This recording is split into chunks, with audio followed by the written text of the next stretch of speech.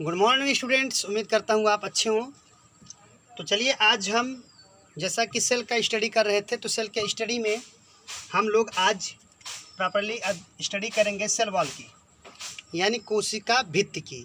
पहले इसका इंट्रोडक्शन जाने, कोशिका भित्ति होती क्या है। चित्र में एक बार पिछली वीडियो में बताया गया था, फिर आप एक बार जान लें कि मान लीजिए सेल है, सेल का सबसे बाहरी आवरण, सब में नहीं, प्लांट सेल में, किसमें, प्लांट सेल में एक बाहरी आवरण होता है जो निर्जीव, मोटी दीवार और पारगम्य होता है। पारगम्य निर्जीव होता है, पारगम्य का मतलब आर पार आने जाने देना, मोटी दीवार होती है और यह प्लांट सेल में सबसे बाहर पाया जाता है। जैसा कि आपको जब आप अंतर लिखे होंगे प्लांट सेल और एनिमल सेल में, अंतर जब लिखे होंगे तो प्लांट सेल में लिखे होंगे कोशिका भित्ति पाई जाती है, एनिमल सेल में नहीं पाई जाती है। तो यही है कोशिका भित्ति, सेल वॉल। अब ये सेल वॉल किन में पाया जाता है, पहले इसको जाने। तो यह है पादप सेल में तो पाया ही जाता है, पहले से ही जानते हैं। इसके अलावा बैक्टीरियाज में पाई जाती है, फंगी में पाई जाती है, एल्गी में पाई जाती है। बैक्टीरिया मतलब बैक्टीरिया मतलब जीवाणु, फंगी मतलब कवक, एल्गी मतलब शैवाल, प्लांट सेल मतलब पादप सेल। अच्छा चलिए अभी जान लेते हैं कि किसमें किसकी बनी होती है सेल वॉल। तो बैक्टीरियम प्रोटीन की बनी होती है, फंगी यानी कवक में काइटिन और हेमीसेलुलोज से बनी होती है, एल्गी में cellulose, galactose, mannose, calcium carbonate आदि की बनी होती है, खनिज तत्वों की बनी होती है। प्लांट सेल में सेलुलोज, हेमीसेलुलोज, पेक्टिन और प्रोटीन की बनी होती है। ठीक, तो इसको आप लर्न कर लें, क्योंकि कई बार परीक्षा में पूछा है किसमें किसकी बनी होती है। ठीक, अब बात करें कि इसका कार्य क्या होता है। तो सेल वॉल मुख्य रूप से प्रोटोप्लाज्म की रक्षा करता है, क्योंकि सबसे बाहरी जो आवरण होता है वो रक्षा का ही अक्सर कार्य करता है। जैसे हमारे त्वचा में हमारे शरीर में सबसे बाहरी आवरण त्वचा है ना, हमारी बॉडी को प्रोटेक्ट करता है।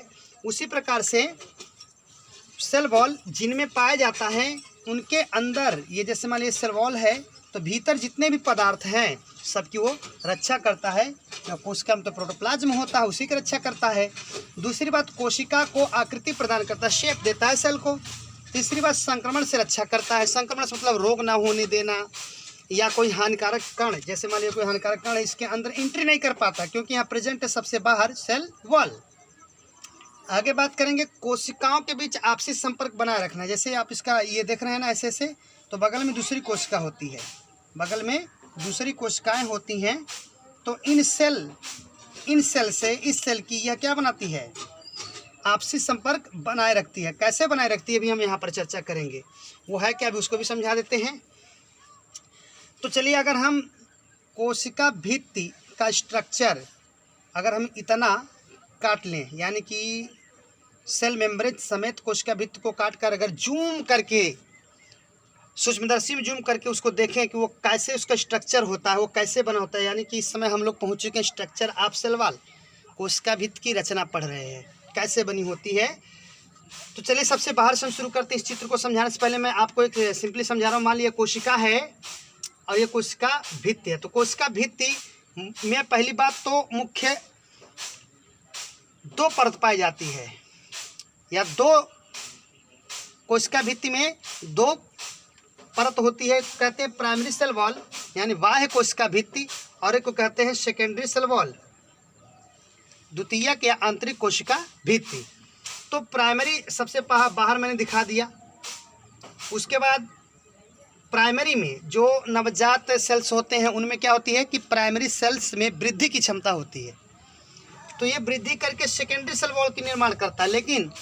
लेकिन सेकेंडरी सेल वॉल जो होता है उसमें 3 लेयर होते हैं, यानी कि प्राइमरी सेल वॉल में वृद्धि की क्षमता होती है, वृद्धि करके अंदर की तरफ एक और लेयर बनाती है जिसमें 3 लेयर होते हैं।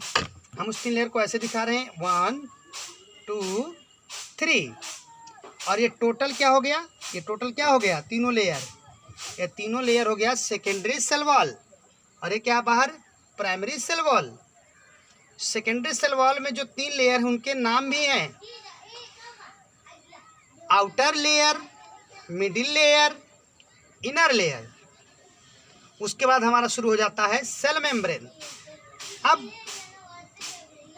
अगली सेल से संपर्क बनाने के लिए या संबंध बनाने के लिए, जैसे यहाँ पर अगला सेल है तो उनको मुख्य रूप से जोड़ता कौन, इसका भी अपना सेल वॉल होगा। तो इन दो सेल वॉल के बीच में एक और लेयर पाया जाता है, एक पट्टिका पाई जाती है, उसे हम कहते हैं मिडिल लैमेली। क्या कहते हैं? मिडिल लैमेली या मध्य पटलिका। जो दो सेल वॉल, वो सेल वॉल दूसरी कोशिका का एक थे इस वाले का, दोनों को जोड़ने का कार्य करती है। अब ये सारी चीज़ को हम यहाँ देख सकते हैं।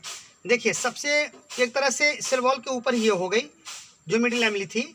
तो मिडिल लैमेली देखिए यहाँ पर है। उसके बाद हमारी प्राइमरी सेल वॉल थी वो यहाँ है। उसके बाद 3 लेयर वाली आप देख रहे होंगे, यहाँ पर लिखा है सेकेंडरी सेल वॉल, जिसमें 3 लेयर है, आउटर, मिडिल और इनर। ये बाहर, उसके मध्य में, फिर सबसे अंदर की तरफ, उसके बाद हमारा सेल मेम्ब्रेन शुरू हो जाता है। ठीक है, तो इस तरह से हमारा ये स्ट्रक्चर है सेल वॉल का। एक खास बात और करेंगे, मिडिल लैमेली की बात करें थोड़ा सा। मिडिल लैमेली पहली बात तो कैल्शियम पेक्टेट की बनी होती है और उसमें से कुछ तंतु निकले रहते हैं दूसरे सेल के जीव द्रव्य से संबंध बनाने के लिए, संपर्क बनाए रखने के लिए। उस जीव द्रव्य तंतु को हम प्लाज्मोडेस्माटा कहते हैं। क्या कहते हैं? प्लाज्मोडेस्माटा। उम्मीद करता हूँ कि बहुत ही बेहतर ढंग से आपको सेल वॉल बताया गया, आप इसको लर्न कर लेंगे। थैंक्स।